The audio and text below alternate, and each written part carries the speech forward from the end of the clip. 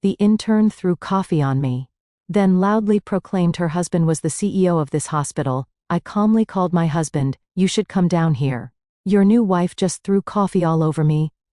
I invite you to listen to the story of the day. The intern spilled coffee on me, and loudly proclaimed her husband was the CEO of this hospital. I calmly called my husband. "You should come down here and see this. Your new wife is throwing coffee on me." The massive Boeing 787 touched down heavily on the runway at JFK International Airport. After more than 12 hours of continuous flight from Frankfurt, the roar of the engines gradually subsided, returning a quiet stillness to the business class cabin. I closed the book I'd been reading, smoothed the creases on my trousers, and pulled my carry-on from the overhead compartment as I walked out the jet bridge. The humid, bustling air of a New York summer hit me in the face, carrying the familiar gritty scent of the city, a smell that, for anyone who's been away, feels strangely like coming home. My name is Catherine Hayes, and I am 32 years old. To the outside world, I am the woman who has it all, the sole heiress of the late chairman of the Apex Medical Group, holding a 60% controlling stake and the ultimate decision-making power in one of the largest private hospital systems in the United States. But the world doesn't see the crushing weight of that glittering title. Since my father's sudden passing from a severe illness, my shoulders have borne the weight of his colossal legacy. I've had to navigate a boardroom of cunning, old money shareholders while trying to maintain a semblance of a happy family life. This business trip to Germany had lasted exactly 1 month.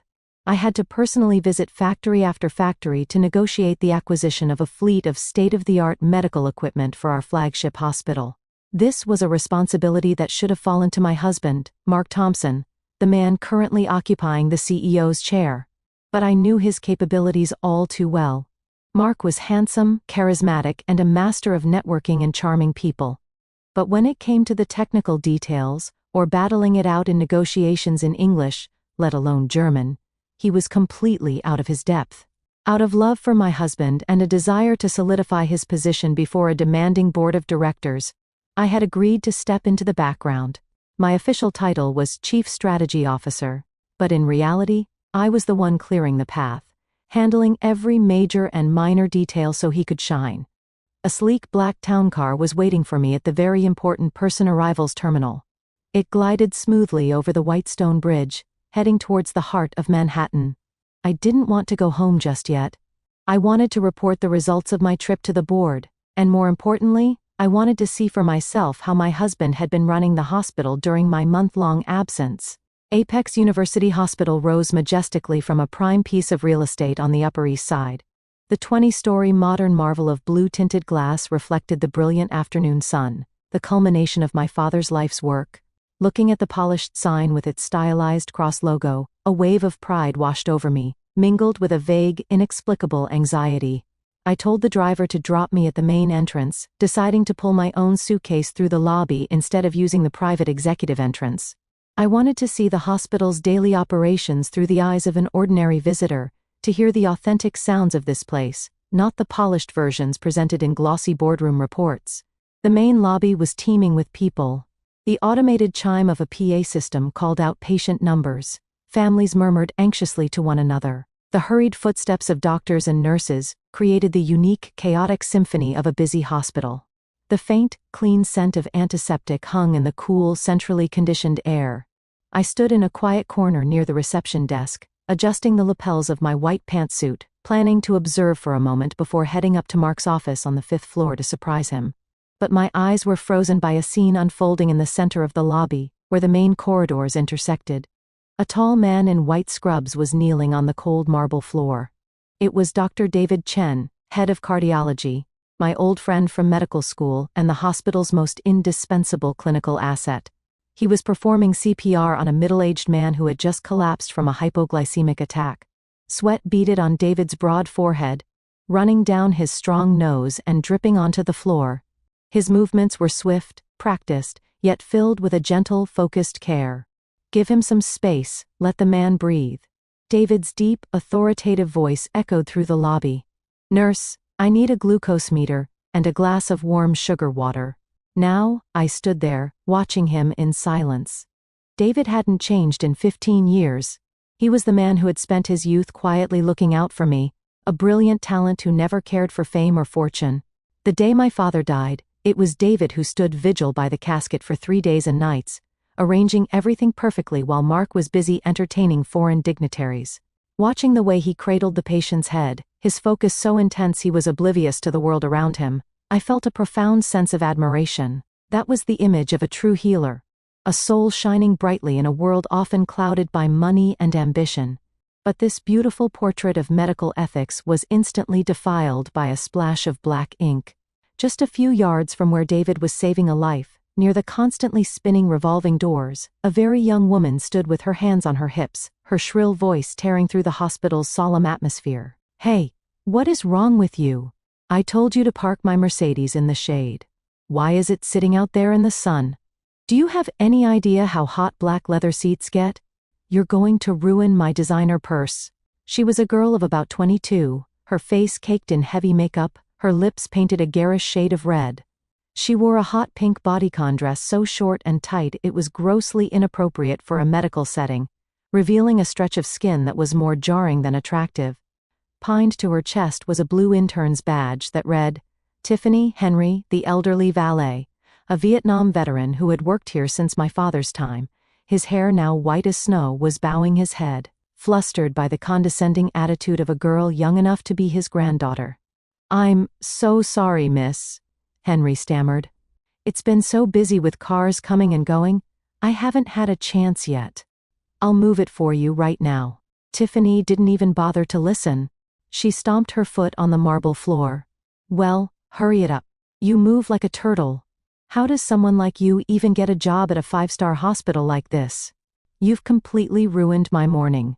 Having finished berating the older man, Tiffany immediately pulled the latest iPhone from her designer handbag, switched to the front-facing camera, and her entire demeanor shifted in a flash. Her scowl transformed into a bright, sickeningly sweet smile as she began chattering into the screen. "Hi everyone. Good morning to all my amazing followers. Your girl Tiff had a little drama with some incompetent staff this morning, but whatever. For the greater good of public health, I have to stay positive and cute. Show me some love, guys. Tap that heart and share my live stream." I glanced at my watch. It was 9:15 a.m. An employee, more than an hour late for her shift, dressed in violation of the code of conduct, was now standing in the main lobby yelling at an elderly colleague and live streaming her personal drama during work hours. The blood began to rush to my face, a vein throbbing in my temple. Was this the professional standard Mark had sworn to me he would uphold? Was this the face of the culture my father and I had worked so tirelessly to build? The stark contrast between the two scenes, David on his knees, his shirt soaked with sweat as he saved a life, and this vapid intern putting on a ridiculous show for social media, made it impossible for me to remain a silent observer. I clenched the handle of my suitcase, took a deep, steadying breath to regain the composure of a leader, and took decisive steps toward the entrance. I walked over to Henry and gently placed a hand on his shoulder to reassure him. He flinched, then looked up, his age-worn eyes widening in recognition. He was about to greet me as chairwoman, but I quickly put a finger to my lips, signaling for him to remain silent. I didn't want my identity revealed just yet. I wanted to see how this little drama would play out. I turned to the girl, Tiffany, who was still absorbed in pouting and posing for her phone. "Excuse me," I said, my voice quiet but firm and authoritative. "This is a hospital, a place of healing, not a fashion show or a marketplace for you to be shouting at your elders. Furthermore, the workday begins at 8 a.m. It is now past 9. You are late, and you are causing a public disturbance." Interrupted from her narcissistic reverie of virtual hearts and compliments, Tiffany looked visibly annoyed. She lowered her phone, her eyes narrowing as she scanned me from head to toe with a dismissive air. I was wearing a simple, elegant white pantsuit with minimal jewelry. After a 12-hour flight, my face was tired and pale with little makeup. In the eyes of this flashy young woman, I was probably just some frumpy patient's relative or some uptight middle-aged Karen. "And who are you to stick your nose in my business?" Tiffany sneered, her tone dripping with contempt. "I'm reprimanding my employee. If you've got nothing better to do, go find a seat somewhere else and stop bothering me.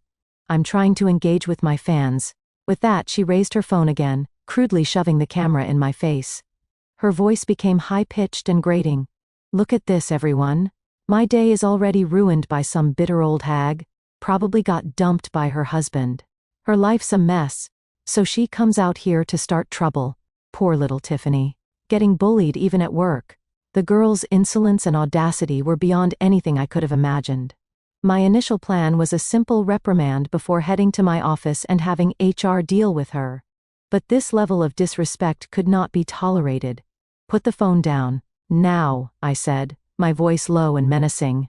My eyes locked on hers. I am asking you to respect the hospital's regulations and the dignity of others. If you continue to film without permission and insult people, I will have security escort you out and file a formal complaint. Ooh, are you threatening me? Tiffany's eyes widened, her heavily made-up face twisting into a sneer. Suddenly, she did something I never would have anticipated. Holding a large half-finished iced coffee, she pretended to turn awkwardly. But in reality, she deliberately slammed into me. The entire cup of cold, dark liquid drenched my pristine white pantsuit. The coffee spread quickly, soaking through the fabric and dripping onto the floor, forming a dark puddle at my feet. The sticky, chilling sensation made me shudder. The strong smell of coffee filled my nostrils. This suit had been a gift from my father on his last birthday. Now it was stained by this petty, calculated act. Before I could even react, Tiffany burst into a theatrical wail. Her fake sobs echoed through the lobby, drowning out the PA system and drawing the attention of everyone around. Oh my God, what did you do? Can't you watch where you're going? You pushed me. You ruined my beautiful dress. She sobbed hysterically while simultaneously glancing at her phone's live stream, her performance worthy of an Oscar. Crocodile tears streamed down her cheeks. Everyone, you're all my witnesses. This woman, some crazy patient's relative, just assaulted a healthcare worker. That's me. My baby gave me this dress. It's custom made. It cost like $2,000. It's ruined. How am I ever going to get this stain out? A murmur went through the crowd. People who hadn't seen what happened looked at me with expressions of disapproval and pity. Some even took out their own phones to record the chaos. Seeing she had the audience's attention, Tiffany pressed her advantage. She stepped closer to me, lowering her voice to a venomous whisper only I could hear. You'd better apologize to me right now and pay for this dress. Do you have any idea who my husband is? My husband is Mark Thompson, the CEO of this entire hospital. He has the power to hire and fire anyone here. You mess with me and you'll find yourself and your entire family blacklisted. No doctor in this city will ever treat you again. Hearing Mark's name come from the mouth of this brazen vulgar girl felt like a knife twisting in my gut. My husband, CEO Mark Thompson, the man I had trusted implicitly, the man for whom I had sacrificed my own career to support. Since when did he have a young, arrogant mistress flaunting her power right here in this sacred workplace? I looked at the coffee stain spreading across my suit, then back up at Tiffany's triumphant face. Instead of exploding with rage, I suddenly felt an urge to laugh. A bitter, hollow laugh.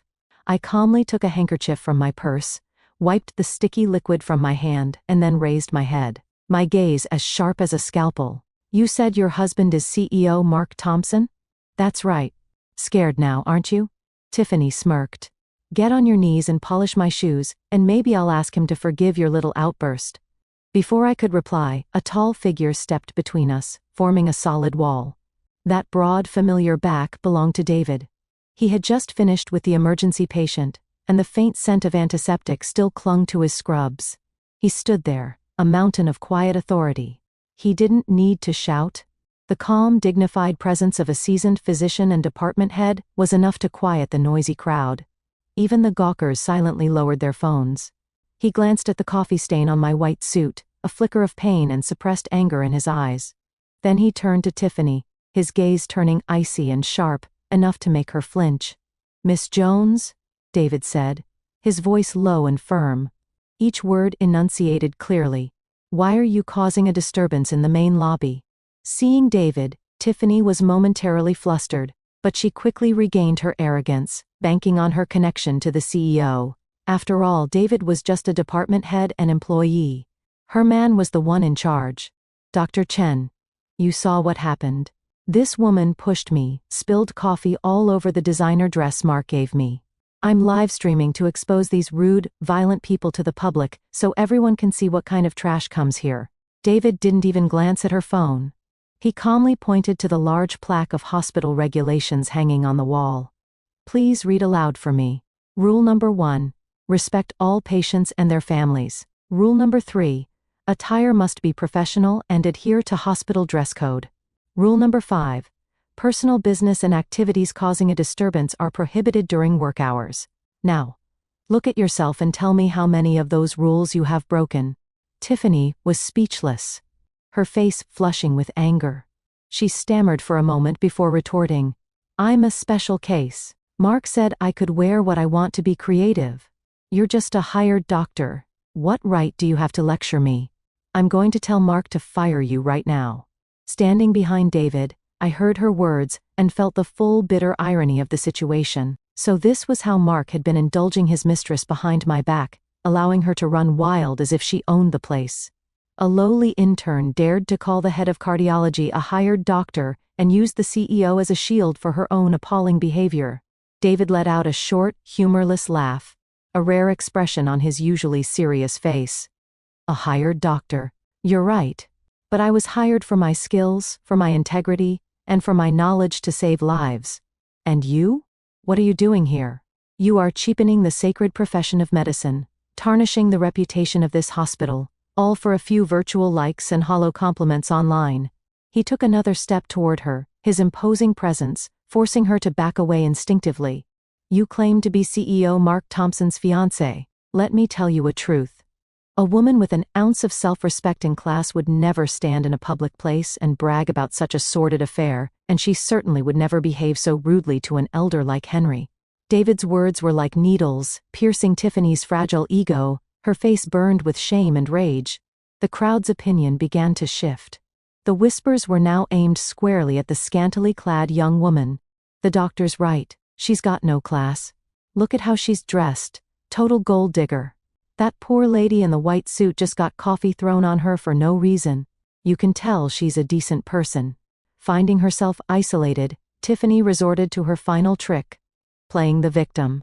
She shrieked into her phone, tears streaming down her face. Everyone, they're ganging up on me. The doctors here protect each other and bully the weak. I'm all alone. Mark, baby, where are you? Come save your wife. They're going to kill me. David turned back to me, his expression softening, his eyes filled with years of unspoken concern. Catherine? He asked quietly. Are you really okay? Did the coffee burn you? I shook my head, managing a small smile to reassure him, though a storm was raging inside me. I'm fine, David. Thank you for standing up for me. He was about to say something else, probably to call security, but I gently placed a hand on his arm, stopping him. Don't dirty your hands, I whispered. This is a family matter. Let me handle it. I want to see exactly who my model husband chooses to defend in this situation. I looked directly at Tiffany, who was still screaming Mark's name. Fine. You want to call Mark? I'll help you. Let's see how this little play ends. I calmly pulled my phone from my purse. The screen showed 10:05 a.m. According to the detailed schedule my executive assistant had sent me, Mark was in a critically important meeting with a delegation from the Department of Health and key investors from Singapore in the very important person conference room on the 5th floor. He was obsessed with his public image, always wanting to appear as a visionary, principled leader. I scrolled through my contacts to the name my love, a name that once brought me warmth, but now made my stomach churn. I pressed the call button. It rang for a long time. He was probably in the middle of some grand speech about medical ethics and strategic vision, things he had parroted from me and my father. Finally, he answered. Mark's voice was a hurried whisper, but he still tried to maintain his usual fake tenderness. Honey, it's me. I'm in a huge meeting with the department and our partners. It's really intense. Did you land okay? Why didn't you tell me? I would have picked you up. I didn't answer his hollow questions. I calmly switched the call to speakerphone, turning the volume to maximum. The lobby fell silent, everyone straining to listen, including Tiffany, who had stopped her wailing. You're in a meeting? I asked. My voice is cold and sharp as a winter wind. A very important one. Honey, I can't get away. Why don't you go home and rest? Take a bath, get some sleep. I'll be home early tonight to make it up to you, I promise. Mark continued his act as the caring husband. I cut him off sharply. You don't need to come home. You need to come down to the main lobby, right now. What? The lobby? For what? Honey, I told you. I'm extremely busy. I said, get down here immediately. I yelled, my feigned composure finally shattering. All the pent-up anger and betrayal exploded. Come down here and see your new wife throwing coffee on me. See her insulting Dr. Chen and threatening to have me thrown out of the hospital my father built. The other end of the line went dead silent. A chilling silence. I could picture Mark's face drained of all color. He must have been so flustered that he accidentally hit his own speakerphone button, or perhaps the very important person conference room was so quiet that my furious voice had been audible to every official and investor in the room. The sound of a chair scraping loudly came through the phone, followed by Mark's stuttering, incoherent voice. See, Catherine? What are you talking about? You're at the hospital? What new wife? Calm down. At the same time, Tiffany, standing opposite me, began to turn pale. She recognized the voice on the phone. It was definitely her Mark, the man who whispered sweet nothings to her every night. But why was this powerful man speaking to this frumpy old woman with such fear and submission? Why did he call her honey? You have 5 minutes, I said. Each word, a death sentence. If you are not in this lobby in 5 minutes, I will have my lawyer, Mr. Vance, bring all the necessary paperwork directly to your conference room to discuss this matter with you and your partners. I hung up, giving him no chance to respond. The hospital lobby was eerily quiet. The only sound the hum of the air conditioning. All eyes were on me. The woman in the coffee-stained suit, who radiated an unassailable authority, the aura of the true person in charge.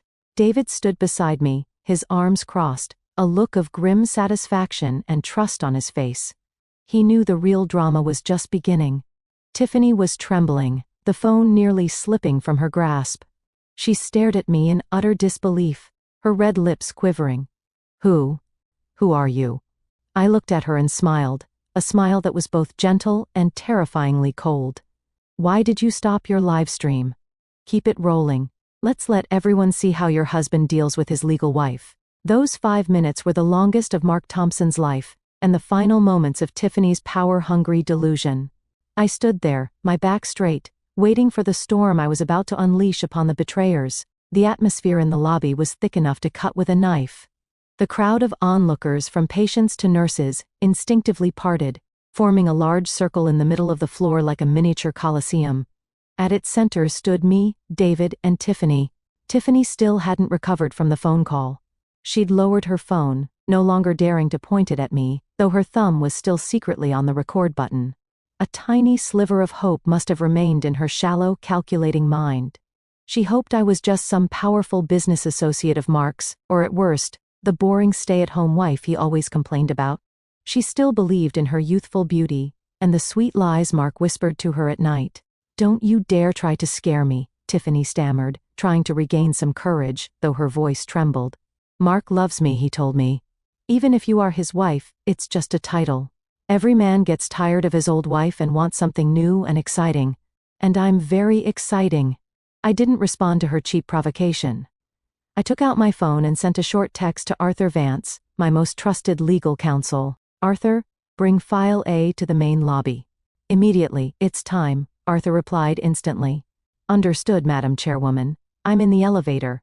David moved closer to me, his solid frame, shielding me from the curious stares and phone cameras of the crowd. Are you sure you want to do this here, Catherine? He whispered. It could damage the hospital's reputation. I looked up at him, my gaze unwavering. A tumor has to be cut out at the root, David. It will hurt once, but then it can heal. If I try to preserve some fake sense of decorum, the hospital my father poured his heart into will be destroyed by them. Reputation is built on integrity and transparency, not on lies and cover-ups. David nodded, his eyes showing complete agreement. I understand. I'm with you, no matter what happens. His simple words were a small flame, warming my frozen heart. For 15 years, he had always been there, quiet and constant. Meanwhile, on Tiffany's live stream, the comments were flying, but the tide had turned completely. Oh my God, who is that lady? She sounds like a boss. Looks like the real wife just showed up. This intern is about to get wrecked. This is going to be good. Waiting for the CEO. Tiffany glanced at the comments, her face growing paler, but she still tried to argue with the air. Don't believe her, guys. She's just a good actress. Just wait until Mark gets here. He'll throw her out on the street. The sound of an elevator dinging cut through the tension. The doors of the private executive elevator slid open. All eyes turned in that direction. Mark burst out like a whirlwind, his expensive suit disheveled, his tie askew, his forehead slick with sweat. He was breathing heavily, like he'd just run a marathon, completely stripped of his usual polished demeanor. He saw the chaotic scene, and his eyes darted around frantically. They landed on Tiffany, who was standing there with a look of wounded pride. He froze for a second, but then his gaze met mine. I was standing with my arms crossed, looking at him as if he were a strange insect, and next to me stood David, regarding him with unconcealed disdain. Mark knew his reign was over. Seeing Mark, Tiffany latched onto him like a drowning person, grabbing a piece of driftwood. She threw herself at him, shedding all her fake pride, clinging to his arm and whining, "Honey, you're here. Look, this crazy bitch and that loser David were bullying me." She threw coffee on me and threatened to fire me. "Call security and get them out of here." Mark stood frozen, his arm rigid in her grasp. He stared at me, his lips moving, but no words coming out. Fear was etched on his face. He knew better than anyone that the woman before him was not just his wife. She was the chairwoman, the one who held his fate, his CEO title, and all the wealth he enjoyed in the palm of her hand. Mark," I prompted, my lips curling into a smile that made him shudder. "What's the matter, CEO Thompson? Your beloved is crying for justice. Aren't you going to do something?" Tiffany, sensing Mark's strange hesitation, shook his arm. "What's wrong with you? Say something. Everyone is watching. You have to show them who's in charge." Mark turned to look at Tiffany. The look in his eyes was no longer the adoration of a lover, but pure, unadulterated hatred. He realized that this stupid, arrogant girl had just lit the fuse on the bomb that would obliterate his career. And then, it happened. Smack. A sharp, explosive sound echoed through the lobby. Mark swung his arm and delivered a vicious slap across Tiffany's face.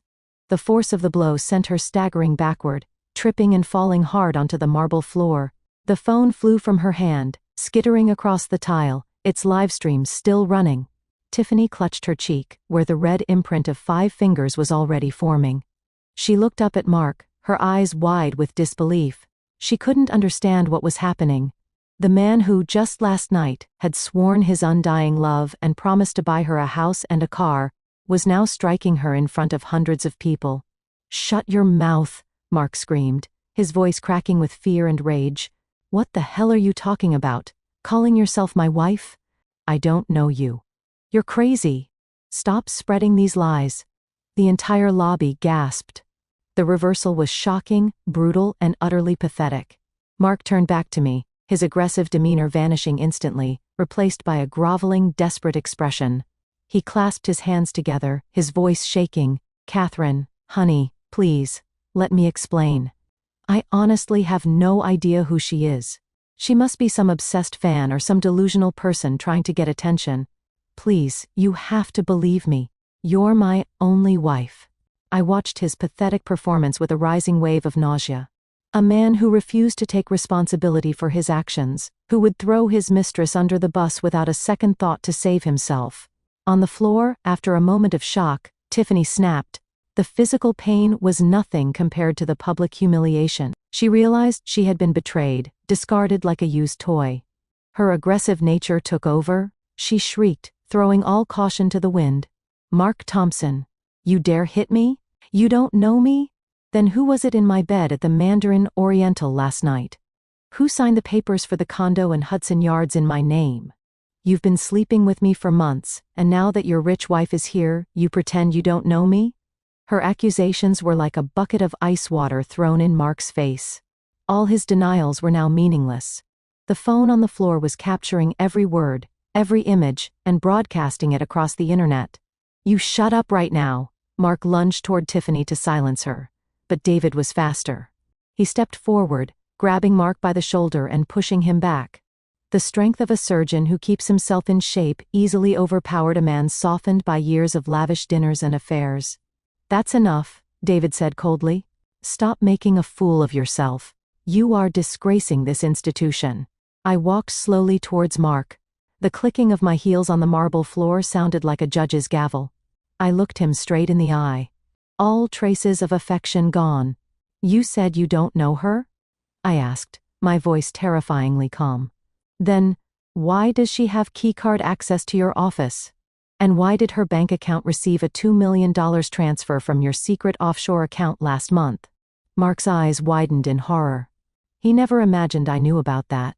$2 million, the money he had embezzled from the new MRI machine procurement project. He thought he had hidden it so well through a series of shell corporations. "What are you talking about? I don't know anything about that," Mark stammered, still trying to lie. Just then, Arthur Vance emerged from the crowd, a thick file in his hands. He walked to my side, bowed his head respectfully, and handed me the folder. "Madam Chairwoman, here are the complete bank statements, the purchase contract for the condo in Miss Tiffany Jones's name, and the security footage from the Mandarin Oriental for the past 3 months, all legally obtained." I took the file and threw it at Mark's feet. The white pages scattered across the floor, exposing the naked truth for all to see. "Read it," I commanded. "Read it and see exactly what you've been doing behind my back." Mark stared at the scattered papers, his face ashen. He knew he was defeated. He trembled and collapsed to his knees, grabbing the hem of my pantsuit, begging, "Catherine, honey, I was wrong. I made a terrible mistake. Please, for the sake of our 10 years of marriage, forgive me. Just this once. I swear I'll break up with her. I'll do anything, I'll be your slave, just please forgive me." The sight of the hospital CEO on his knees, crying and begging his wife, sent another wave of shock through the lobby. Oh my God, so she really is the chairwoman. The chairwoman went undercover. This is better than a movie. Serves him right. Cheating, embezzling, piece of trash. Tiffany sat in a daze in the corner, watching the man who had been her ticket to a lavish life, groveling pathetically. She understood that her dream of being a CEO's wife had shattered into a million pieces. Not only that, she was now facing legal trouble for receiving stolen funds. I looked down at the man kneeling at my feet without a shred of pity. "Our 10 years of marriage?" I scoffed.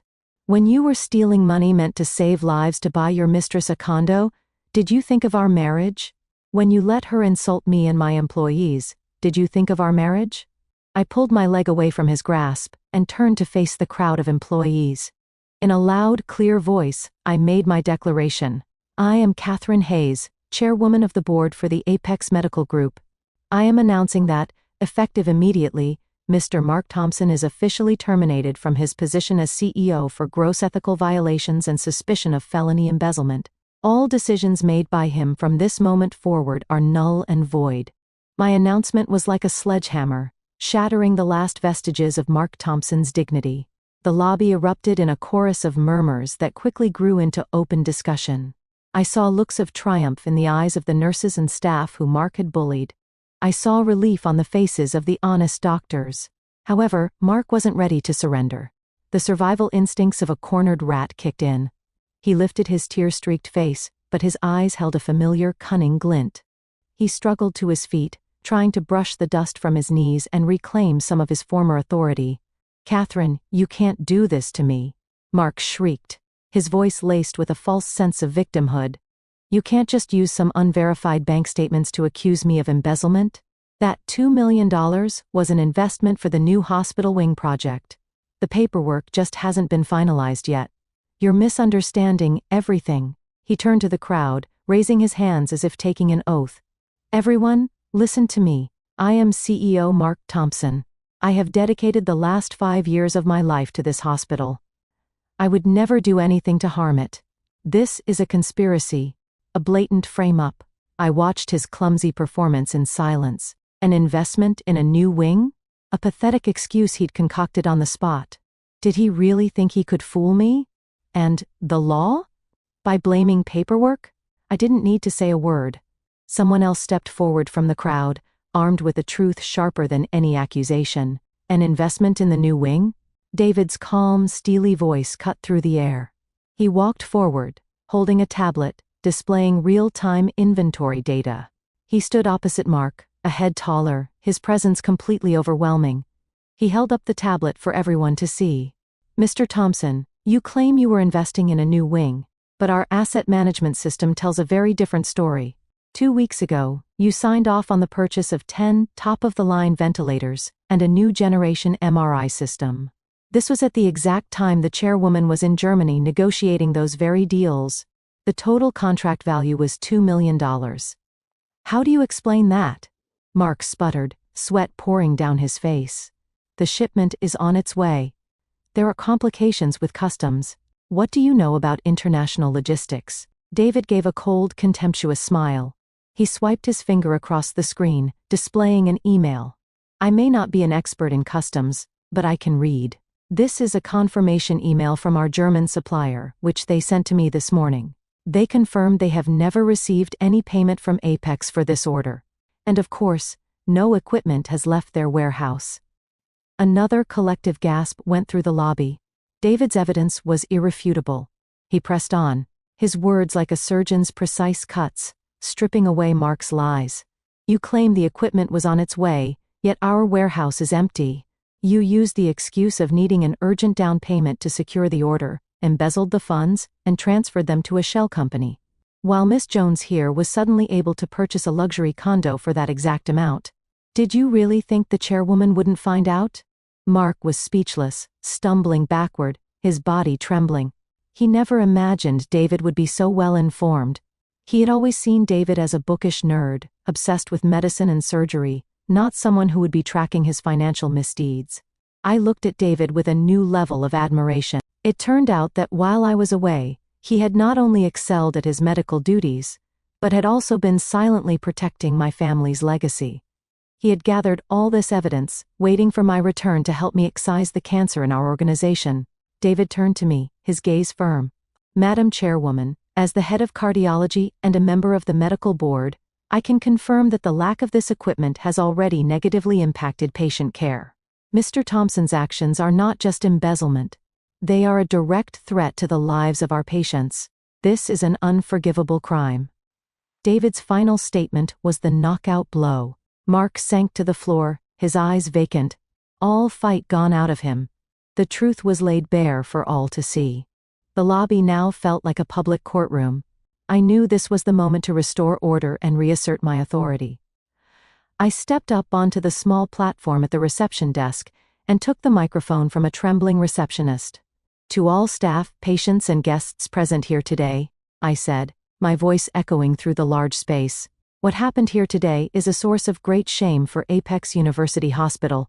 On behalf of the board, I offer my sincerest apologies to all of you for being subjected to this disgraceful scene." I looked out at the crowd at the faces waiting for change. However, we cannot let the actions of one rotten apple discredit the tireless efforts of the hundreds of dedicated medical professionals who save lives here every day. To stabilize the situation and ensure the hospital's operations continue uninterrupted, I will now make the following executive decisions. The room held its breath. First, I pointed at Mark, still crumpled on the floor. "Mr. Mark Thompson is terminated and stripped of all titles and responsibilities. Our legal department will cooperate fully with the district attorney's office to prosecute him for embezzlement and investigate all of his past activities. Security, please escort this man off the premises." 2 large security guards immediately moved in and hauled Mark to his feet. He offered no resistance. His head bowed in shame as they led him through the crowd toward the exit, followed by a chorus of contemptuous whispers. The image of the once dashing CEO was now that of a common criminal. "Second," I continued, my voice softening with respect, "the CEO position cannot remain vacant. We need a leader with integrity, talent, and compassion to steer this ship through the storm. That person is none other than the man who bravely stood up for what is right today." I turned to David, smiled, and gestured towards him. "I am proud to appoint Dr. David Chen as the Interim Chief Executive Officer of Apex University Hospital, effective immediately. I am confident that with his skill and his moral compass, Dr. Chen will restore this hospital to its rightful place." David was slightly taken aback by my swift decision, but he quickly composed himself. He stepped up onto the platform beside me and bowed his head to the crowd. Instantly, a roar of applause erupted. It started with the junior doctors and nurses and quickly spread to department heads and even patients' families. The thunderous ovation was not just for David. It was an endorsement of my decision. It was applause for justice served. David looked at me, his eyes filled with gratitude and resolve. He took the microphone and spoke briefly but powerfully. "Thank you for your trust. I promise to do everything in my power to build a healthcare environment that is clean, transparent, and puts the patient first. Thank you." While Mark was being led away, and David was being celebrated, there was still one loose end. Tiffany, the once arrogant intern, was now huddled in a corner, her face a mess of smeared makeup and tears. Seeing that the attention was off her, she tried to sneak towards an exit, but Arthur Vance spotted her. He signaled to security, who blocked her path. "Miss Jones, where are you going in such a hurry?" Arthur asked, his tone polite but chilling. "We haven't yet discussed the matter of the chairwoman's suit or the reputational damage you've caused the hospital." Terrified, Tiffany turned to me, her eyes pleading. Her dream of being a tycoon's wife was over, her only support system arrested. She had nothing left but a mountain of legal trouble. Madam Chairwoman, please forgive me," she whimpered, falling to her knees on the cold floor. "I know I was wrong. I'm young and stupid. Mark manipulated me. Please, don't fire me. Don't sue me. I don't have any money to pay." I stepped down and walked towards her, looking at the trembling girl at my feet. I didn't feel triumphant, only a sad pity for a life so misguided. "You say you were manipulated? Who was it that threatened to have me thrown out? Who screamed at an elderly valet? Who live-streamed herself bragging about ill-gotten wealth? Those were your choices. You were blinded by greed and a delusion of power that never belonged to you." I turned to my lawyer. "Arthur, terminate Miss Jones's internship immediately for gross misconduct. Also, prepare a file for the DA's office regarding her role as a recipient of embezzled funds. That condo was purchased with stolen money. She will be required to return every cent." Hearing this, Tiffany collapsed completely, sobbing uncontrollably. She knew her life was over. The luxury condo, the designer bags, the lavish trips, it would all be seized. She would be thrown back into a harsh reality, branded with a stain she could never wash away. David walked over. He didn't say another word of reprimand. He took a small business card from his pocket and placed it gently on the floor in front of her. "This is the card of a very good psychiatrist," David said calmly. "I think you need help with your personality disorder and delusions of grandeur. I hope that after you've paid the price for your mistakes, you learn how to be a decent human being before you try to be a famous one." David's act, though gentle, was the most profound punishment. It stripped away her last shred of pride, pointing out that she was not just a criminal, but a person with a sick soul. 2 security guards came and lifted Tiffany to her feet, escorting her out. Her cries faded away behind the glass doors. The lobby returned to its normal rhythm, but the air felt cleaner. The crowd dispersed, doctors and nurses returned to their duties. The automated PA system chimed on as if nothing had happened. I leaned against the reception desk, feeling a wave of exhaustion wash over me. The adrenaline rush was gone, leaving behind a deep, bone-weary fatigue. I had endured a long flight, a devastating emotional shock, and a tense showdown. I had won, but my heart felt empty. What was this victory worth when the husband I had once loved was revealed to be such a monster? The family I had fought to protect was now officially broken. David approached me with a bottle of water, already opened. He said nothing, just handed it to me and stood in a way that shielded my face from the harsh sunlight streaming through the windows. "Drink some water, Catherine," he said softly. "You did well. Your father would be so proud of you today." I took a small sip. The cool water soothed my dry throat and the bitterness in my soul. I looked up at him, my eyes stinging. "David, I'm so tired. I thought I was strong, but this hurts more than I imagined." He looked at me with deep compassion, placing a gentle hand on my shoulder. It was a comforting, steadying touch. "Of course it hurts. You're human, not made of steel," he soothed. "But you were brave enough to face it and cut out the cancer. Now it's time to heal. I've got things here. Go home and rest." I nodded weakly. I needed to go home but not to rest. It was time to prepare for the next battle, the divorce. Arthur Vance walked over, still holding the file. He understood immediately. Madam Chairwoman, I have already drafted the divorce petition. With this evidence of infidelity and embezzlement, the court will grant it swiftly. Would you like to sign? I took a deep breath, mustering my resolve. Give me the pen. I signed my name with a firm, unwavering stroke. That signature ended 10 years of my life, ended the illusion of a happy family, and opened a new chapter. Arthur, begin the proceedings immediately. Freeze all our joint assets. I don't want him to be able to touch another cent. I want him to leave with nothing but the clothes on his back. Yes, Madam Chairwoman, Arthur said, taking the signed petition with a look of deep respect. I turned to David, a small, weary smile on my face. Thank you, David. I don't know what I would have done without you today. He smiled warmly, his grin lighting up his serious face. Don't be a stranger. In his final days, your father realized what Mark was, but it was too late. He made me promise I would always look out for you. A man keeps his promises. I looked deep into his eyes and saw not just friendship, but a profound, steady affection that I had overlooked for so many years. But this wasn't the time for that. I needed time to heal, and he understood. I pulled my suitcase and walked out of the hospital. The afternoon sun cast my long shadow on the pavement. I walked with my head held high, leaving the ruins of my past behind me. Ahead lay a future full of challenges, but also full of hope. And I knew, for the first time in a long time, that I would not be walking it alone. The peace that followed the storm in the hospital lobby was merely the calm before the tsunami. I had just arrived home, not even having had the chance to collapse onto my bed when my phone began buzzing incessantly. It wasn't one call, but a flood of notifications from news alerts and social media. I opened my phone to a barrage of sensational headlines and maliciously edited photos spreading like wildfire across social media platforms. Healthcare heiress assaults young intern in jealous rage. The real story? Cheating wife and Dr. Lover frame husband to seize company. Drama at apex. CEO overthrown in brutal coup by wife and her lover. Someone had downloaded Tiffany's live stream and expertly doctored it. They cut out the parts where she berated the valet, where she bragged and acted arrogantly. They only kept the clips of me looking stern, of David protectively shielding me, and of Mark kneeling and begging pathetically. The clips were accompanied by thousands of vitriolic comments, clearly orchestrated by a professional troll farm. Look at that wife's cold face. She's a real piece of work. The poor husband. She probably bullies him at home all the time. I heard she's been sleeping with that doctor for years. This was just an excuse to kick her husband to the curb. I dropped the phone. A chill running down my spine.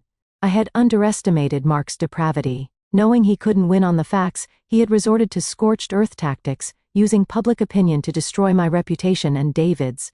He wanted to drag me down into the mud with him, to twist the narrative until I was the villain. The doorbell rang. It was Arthur. He entered with a grim expression, another file in his hand. Madam Chairwoman, the situation on social media is deteriorating rapidly, he reported. Our IT department has traced the campaign back to a black PR firm. They're using thousands of bot accounts to attack the hospital's official pages and your personal profiles. The funds for the campaign were wired from an anonymous account, but I have no doubt it's the last of the money Mark managed to hide. I sank onto the sofa, massaging my throbbing temples. What does he want? Does he think this will get him his job back? No, he knows that's impossible, Arthur surmised. He wants to pressure you into a more favorable divorce settlement, or more simply, he wants revenge. Cornered people are dangerous. I took a sip of hot tea, forcing myself to think clearly. I will not negotiate, not for a single penny. He chose to play dirty, and I will show him the price of angering a woman who has nothing left to lose. What are your orders? Should we disable comments and issue a press release? I shook my head. No. The more we hide, the guiltier we look. Let them talk. The truth is the only thing that matters. Gold is not afraid of fire. Arthur, arrange a formal press conference for tomorrow morning. Invite everyone, the major news networks, the city papers, and especially the online tabloids that are slandering me. I will face them directly. Arthur nodded, his eyes filled with admiration. Understood. I'll arrange it immediately. That night, sleep was impossible. I wandered through the large, empty mansion. A home once filled with happy memories, now cold and silent. I peeked into my children's rooms. My two little angels were sleeping soundly, oblivious to the storm raging around their mother. I swore to myself that I would be strong. For them, for my father's legacy, and for myself. I would not fall.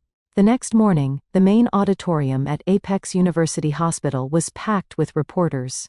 Camera flashes strobed incessantly, the clicks of shutters creating a tense, suffocating atmosphere. Everyone wanted the inside scoop on the billion-dollar scandal. I walked into the room wearing a simple, conservative black dress.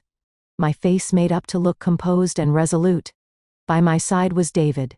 In his familiar white coat, his presence calm and dignified. Our arrival commanded the attention of every camera in the room. We sat at the head table. I opened the press conference, my voice steady and clear.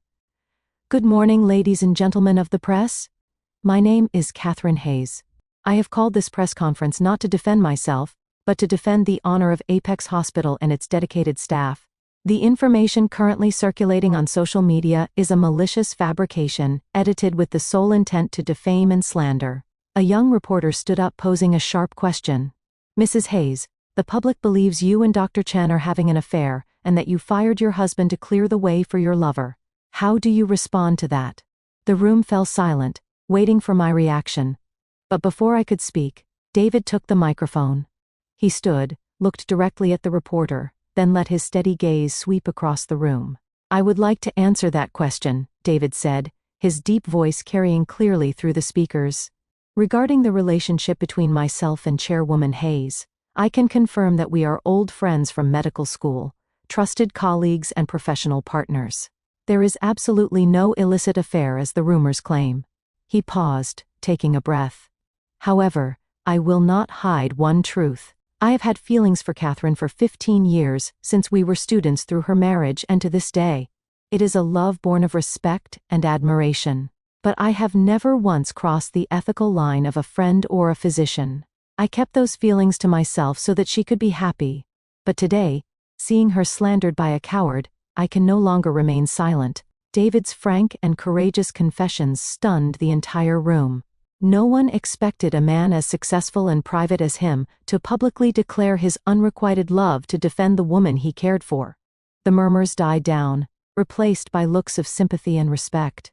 David continued, signaling an assistant to project an image onto the large screen behind them. It was a DNA lab report. As for the real reason, Mr. Thompson was fired. This is the evidence we held back yesterday, hoping to grant him a final shred of dignity. He has proven he doesn't deserve it. This is a DNA test confirming the paternity of Mr. Mark Thompson, and a 3-year-old boy currently living at the Rosebud Children's Home. The auditorium erupted in gasps. Every camera swiveled to the screen.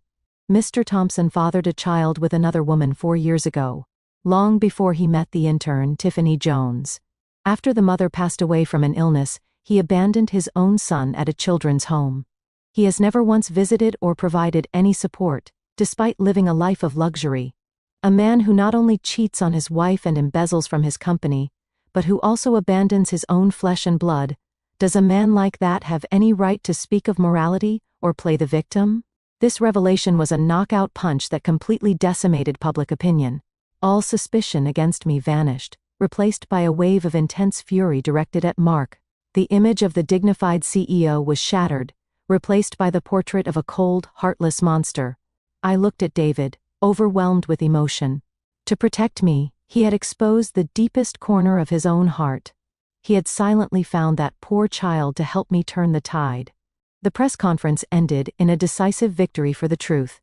The subsequent news reports were a complete reversal, praising my courage and David's integrity, while fiercely condemning Mark's actions.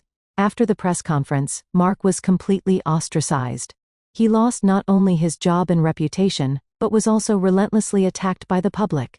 Friends who once fawned over him now avoided his calls.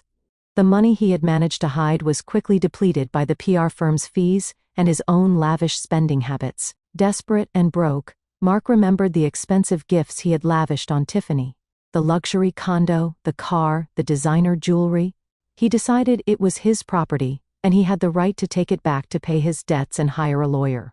He showed up at her condo, the one my lawyers had put a lien on but hadn't yet seized, drunk and furious, banging on the door. When Tiffany opened it, her expression was not one of longing but of pure contempt. She too was facing ruin, fired, broke, and publicly shamed. "What are you doing here?" she sneered. "Come to leech off me? I'm about to be on the street myself.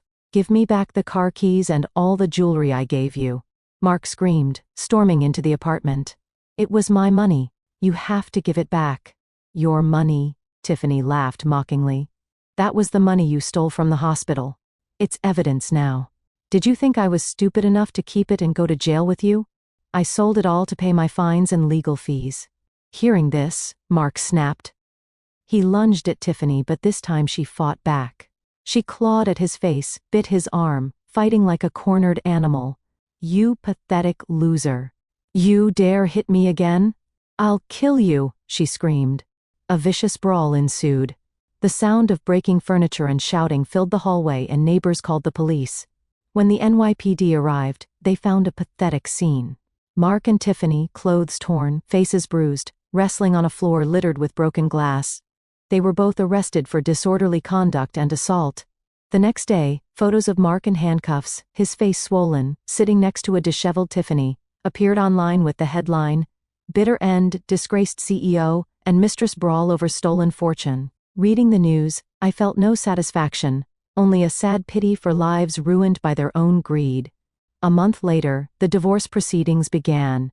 Mark sat opposite me in court with a state-appointed public defender. He looked 10 years older, his hair streaked with gray. The judge reviewed the mountain of evidence against him. He pled guilty to everything.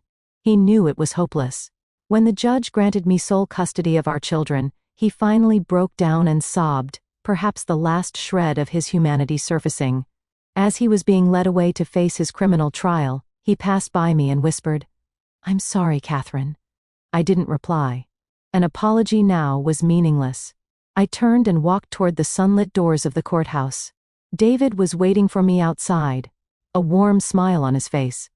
The sky over New York was a brilliant, clear blue, heralding a new beginning. In the aftermath, I poured all my energy into rebuilding Apex. With David by my side as CEO, we purged the corruption Mark had left behind and revitalized the hospital's mission. Apex not only recovered but thrived, becoming a beacon of medical excellence and integrity. Mark was sentenced to 20 years in federal prison for embezzlement. Tiffany, I heard, ended up working at a rundown convenience store in a small town in the Midwest. Her dreams of fame and fortune reduced to the quiet beep of a cash register. 1 year after that fateful day, on a crisp autumn evening, David took me to dinner at a quiet restaurant overlooking the Hudson River. After the meal, he slid a small, elegantly wrapped box across the table. Inside was not a diamond ring, but a stunning, intricately detailed crystal model of a human heart. "Catherine," he began, his voice filled with an emotion that spanned 16 years. "I'm a cardiologist. I've spent my life studying the heart, but the one heart I've never fully understood is yours. This crystal heart represents my feelings for you, transparent, unconditional, and constant. I know you've been hurt, and your heart needs time to heal. Would you let me be your personal physician and take care of that heart for the rest of your life?" Tears of happiness streamed down my face. I looked from the crystal heart to the man before me, the boy from med school, the brilliant doctor, the man who had been my anchor in the storm. "Yes, Dr. Chen," I whispered, smiling through my tears. "I will, but you have to promise me this treatment plan lasts a lifetime." 5 years later, we stood side by side, cutting the ribbon for the new state-of-the-art Catherine Hayes wing of Apex University Hospital. Later that afternoon, our family, me, David, and my 2 children, who now lovingly called him Dad, were strolling through the hospital gardens. My 2 kids were running ahead, their laughter filling the air. As we passed a side gate, I saw him. A middle-aged man in shabby clothes stood across the street, his hair completely white, his face etched with hardship. It was Mark, released early for good behavior. He had nothing, no family, no career, no home. He just stood there, watching us with an expression of profound regret. David squeezed my hand. "Do you want to talk to him?" I watched Mark for a long moment, then shook my head. The anger and hatred were long gone, replaced by a quiet pity. The past was the past. Raking it up would only disturb the beautiful peace we had worked so hard to build. No, I said, turning to my family with a smile. Let's go home, the kids are hungry. I took David's hand, and without looking back, we walked towards the warm setting sun. I understood then that the best revenge is not to crush your enemies, but to build a life so full of happiness and light that their darkness can no longer touch you. And I, Catherine Hayes, had done just that.